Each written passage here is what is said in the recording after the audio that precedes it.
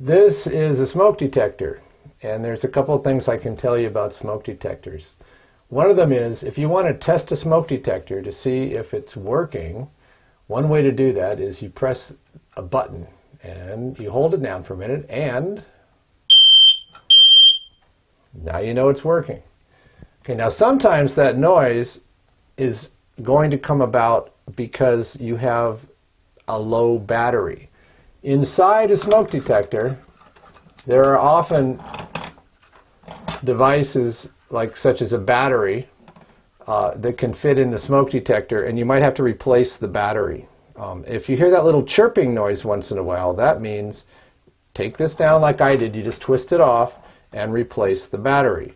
Okay, another option is that this noise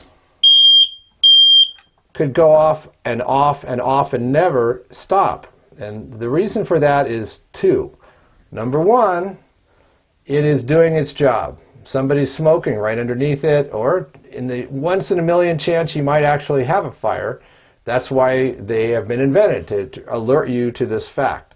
But unfortunately, that's about 1 out of 1,000 times. The other 999 times, usually about 2 o'clock in the morning when you're sleeping, they start going off, and this sound is not really something you want to hear all night long. And yet, here's somebody that wakes up, doesn't know what's going on, it's in the middle of the night. What they want to do is they want to figure out a way to make that noise stop. Unfortunately, the smoke detector could easily be, it could have something in it. It could have lint or dust or some such thing like that. Right, now press the button.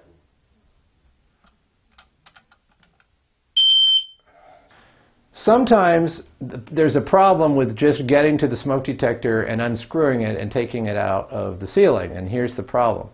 It's going off, it's 2 o'clock in the morning, you want to turn it off, and guess what? You can't reach it. So this can be a real problem, especially at 2 o'clock in the morning when you're half asleep. So I'm going to give you a solution to that problem. The solution to getting rid of that noise is to understand that there's power going to that smoke detector. And the power can be shut off with the right circuit breaker.